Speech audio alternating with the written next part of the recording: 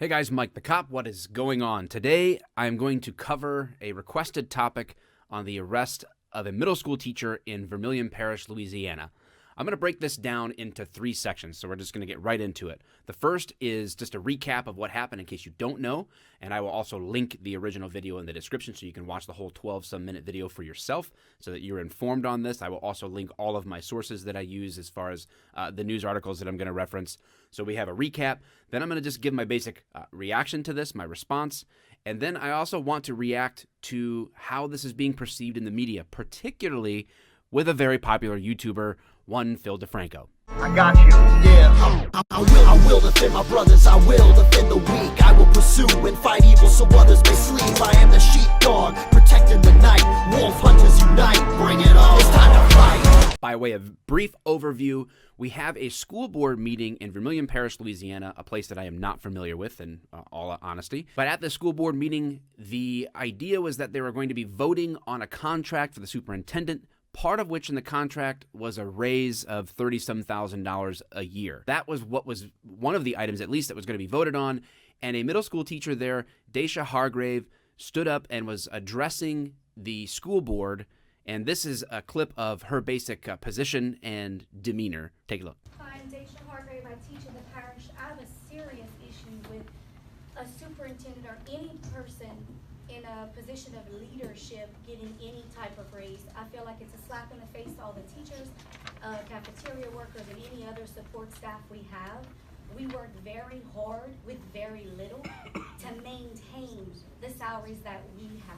She goes on, if you watch the full video, to express her dislike of the idea of the superintendent getting a raise while teachers who are dealing with more students, with less resources, and with more expectations with no raise. So she expresses that. They go on to have the vote. They vote 5-3 in favor of the contract, which included the raise. Hargrave then goes on to readdress the board, and she is gavelled by what I presume to be the president, who says that what she's talking about now is not germane to the agenda for the night. Now, I disagree with the board because I think that how can you talk about a contract without talking about the particulars of the contract? So if a raise is in that and the vote is about the contract, it is actually quite germane to the issue. And I love saying germane. I feel really smart. However, the board basically says, hey, we've already voted. It's done. This isn't the issue anymore. And Hargrave continues to talk, and she maybe thinks she's been acknowledged to speak as part of the rules of the meeting, and she maybe wasn't, and she's talking to the superintendent now, asking him directly a question because, according to her, he's engaging her directly, so she feels recognized and able to speak. And there's this whole debate over whether she actually was or actually wasn't according to the rules of the meeting. Now, after she's gavelled and she continues to talk, apparently someone makes the decision that she's done, she has to be cut off, and that she's disrupting the meeting, so they're going to ask her to leave. We don't really know for certain if the officer made this decision on his own. It doesn't seem like it because in an interview that she followed up with, Hargrave, with a news media outlet, I looked at the transcript of that. I'll drop that below. And she heard, in her own words, someone saying that she had to go or that she needed to be removed. So take a look at that. So it doesn't seem like the cop made that decision on his own. I don't know the process that they follow for their particular meetings, but if it was determined by somebody in authority over that meeting that there was a disruption and they needed to go to keep the meeting flowing and to not be disrupted, that's where the decision came from. Sort of irrelevant because somebody made the decision and an officer steps in. Also, it's important for me to mention to you, disorderly conduct, there's a general principle to it. However, it would vary in terms of what the very specific elements are and how it is enforced from literally city to city across the country. So I can't speak to exactly what those elements were if they were met in that particular situation. I just know that, generally she ended up being charged with something to the effect of a disorderly conduct. They have a different name for it down there called remaining after having been forbidden. So it's some form of disruption and disorderly conduct. Hargrave takes exception to the officer trying to guide her out when she doesn't leave when he first tells her to leave. They walk out of the room and you'll see she walks out, the officer walks out behind her, and there's this period of time where we don't see anything on the video until you hear the cuffs coming out, and then everybody sort of like turns their attention to the hallway where Hargrave is being arrested. You can finish the video. She stands outside of the patrol car, engaging with the officer a little bit. Ultimately, she's booked in, like what we said, on this, remaining after having been forbidden and resisting an officer. The school board ultimately didn't want to press any charges. She was still booked in and then was out on bond. There is the incident in a very brief recap form. Again, you can watch the whole video for yourself. So the big question that people have been asking me is, what do you think about this? What's your reaction to this? What's your response to this? And it's actually a really broad question because I don't really know exactly which part of it people are asking me my opinion on. I assume it has to do with the officer specifically because obviously you guys know that my content is about where law enforcement intersects culture. So this is one of those examples where you have something really popular in the media and an officer is involved and an officer is being painted to look like the bad guy, and people want to know what I think about it. First, I want to be really honest and say I agree with the points that she's making. I get it. I have educators in my family. I've been a part of being involved in education at the private school level, not as a public school teacher, but I've been involved in that. I get it. They don't make a lot of money, and there's a lot of pressure on them, and what I understand now, I get it. I get her frustration.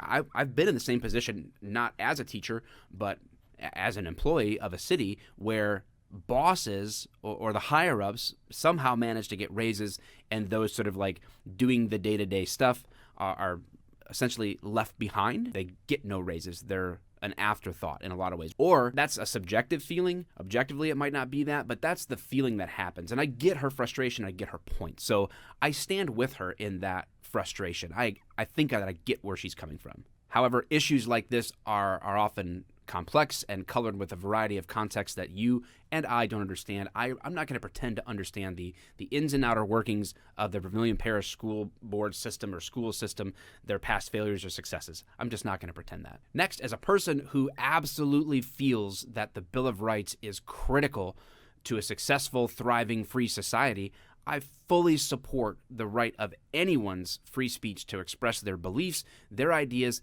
especially and even when it's a dissenting opinion from those that they're addressing.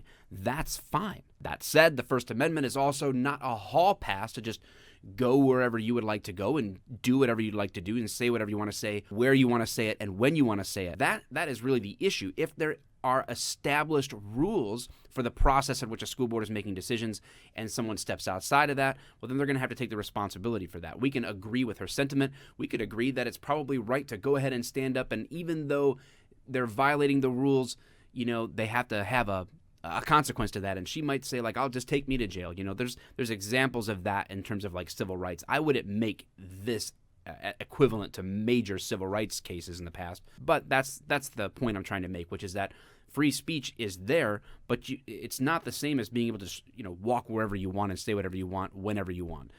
So there are boundaries to that, and that's how the justice system works. It fits the Bill of Rights into these boundaries and continues to interpret how those rights are to be used. Another response to this on my side is that the police seem to, as usual, be an easy scapegoat, a convenient scapegoat to blame because of that frustration. We see the frustration of the teacher. We see the frustration of how the school board may, in fact, be using its position to sort of like bully people and be able to use law enforcement as a tool to get their way in a situation to silence people. That could be happening, worst case scenario. Again, I don't know who made that decision. I don't know their past and if that's their practice or how their method of operation as far as how they deal with people who dissent against them. All I'm saying is that it sure seems to me from the media perspective, it's really not the school board taking the brunt of this. It's the officer and the police in general taking the brunt of this as an easy scapegoat. And I can't say that I'm not surprised by that. We're getting pretty used to the police being that easy target to just put our anger and frustration on. I think it's misplaced here. I don't think it's fair. If people don't like the way that the law works or the way that the rules work for a school board meeting, then they have to work to change those things. I've seen it. People are like, oh, nothing ever changes. Yes, it does. I have personally experienced over my course of the career as a police officer, I have personally experienced local ordinances changing and state laws changing, both what the law is and what police can do to enforce or not enforce laws and the process of that. I've seen it happen. It does happen. Just because maybe you haven't participated in that process doesn't mean it doesn't exist. So we have to take our frustrations and handle it the right way, I think. Lastly, I see no evidence of rough treatment from the officer to Miss Hargrave. I see none. She may have her own perspective. The officer can have their own perspective. I haven't talked to either of them. I'm just saying from what I see on that video, I do not see inappropriate, rough, aggressive behavior that the officer is being accused of. We could argue all day long as to whether or not she should have been arrested in this case. We've already talked about that a little bit. All I'm saying at this point is that once that decision is made, we don't see what happens in that 11 or 12 second period of time where she walks out into the hallway and then she wasn't being arrested. She was just going to be escorted out. And then a decision is made. For some reason, according to the video, it seems like she was refusing to leave. She wanted to stay and ask a bunch more questions when he was saying, no, you have to go. And so there's this disagreement. The decision is made to arrest her. And all we see is her attempting to be put into handcuffs. That's all we see. We do know that he's not swearing, he's not yelling, he's not saying anything derogatory. There really is not a lot of violent physical encounter here at all. What we do have is her moving around and not going into handcuffs compliantly. And use of force is never just exciting or pretty or convenient to look at. People don't like it because it's just a situation that they're not used to, and it's confrontational, and it's not always as neat and clean as everybody wishes it was in life. More on that when I get to Phil DeFranco's response and other news response. But real quick, this does not mean that I hate teachers. It also does not mean that I give blanket support to every action every law enforcement officer takes, no matter what. Quite honestly, when we look at this situation, there's really not much to this. Someone made a decision that she was being disruptive and they were going to take her out, ask her to leave. She didn't want to leave when she was told, so she gets arrested.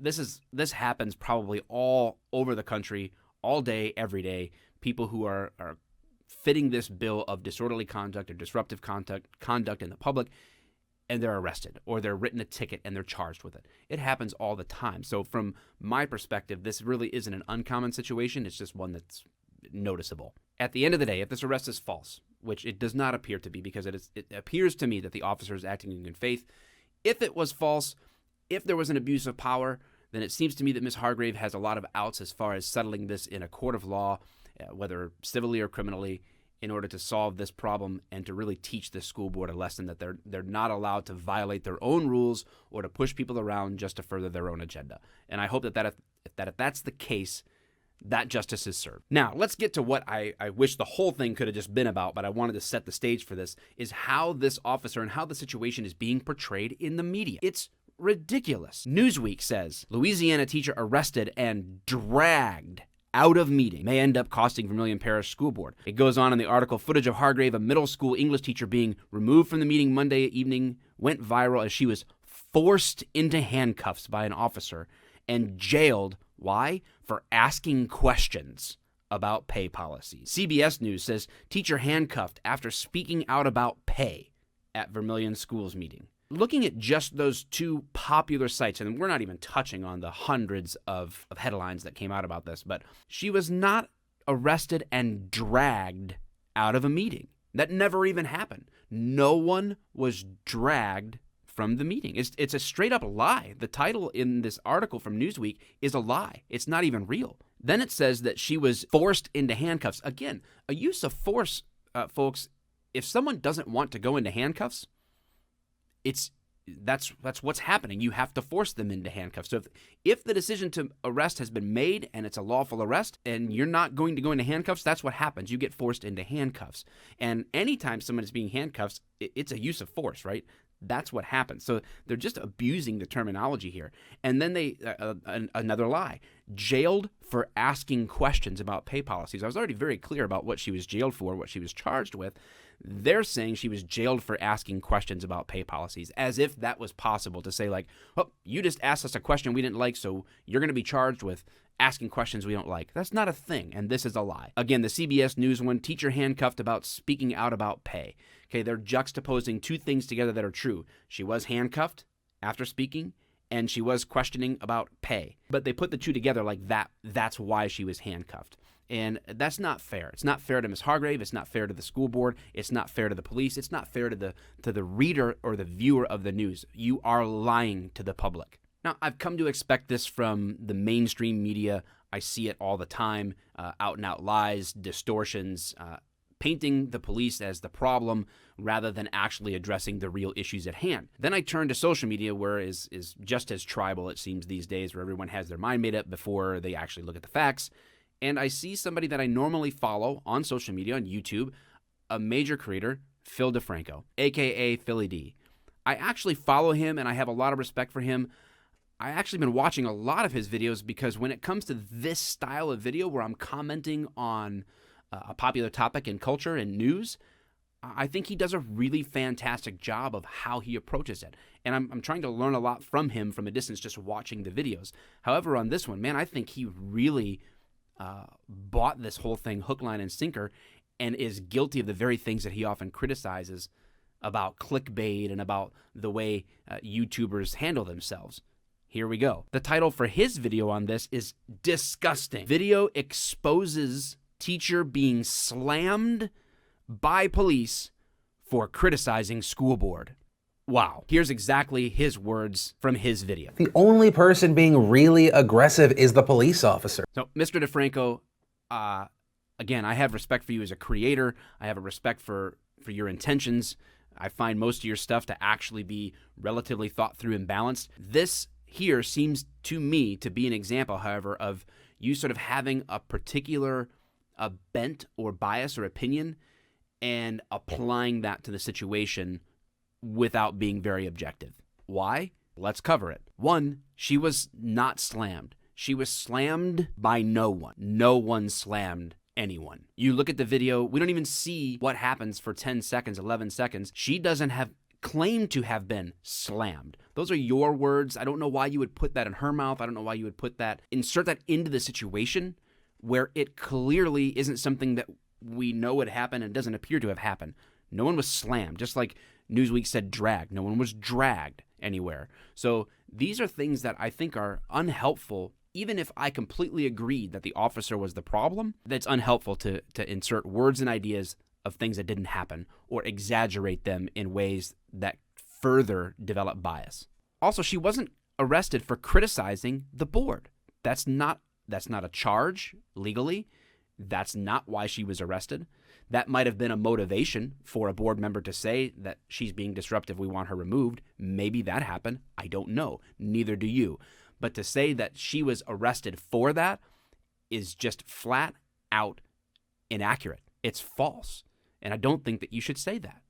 And then he obviously says that the only person being aggressive is the officer. And again, I would just ask for evidence of that. He doesn't swear. He doesn't raise his voice. Even when he's physically trying to get her in handcuffs and finally does, you can look for yourself. She is the one causing the problem when they're walking. He's not walking super fast. He's not shoving her around and knocking her around. He gets her out to the police car. He's not shoving her in a police car. He's standing there. He's speaking respectfully.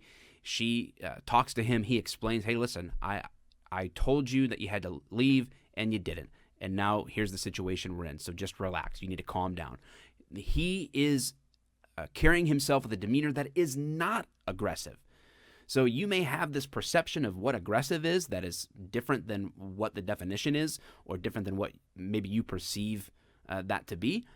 But factually, objectively, this officer is not being aggressive. You may think that he overstepped his authority, inserted himself in this situation. Again, we don't know all the details about who made that ultimate decision to ask her to leave. We do know that the officer would ultimately make the decision to make an arrest if she was refusing to leave once she got into the hallway. If she's turning around, asking questions, and refusing to actually leave when directed to do so lawfully, he has the right and exercise that right legally to make the arrest based on the probable cause of the crime being committed. This is the way life works. This is the way the legal system works. And to then just pin this on the officer and say he's the only one being aggressive here, that she had no aggressive energy at all, that the school board wasn't at play. No, I'm not going to let you get away with that. It's not fair.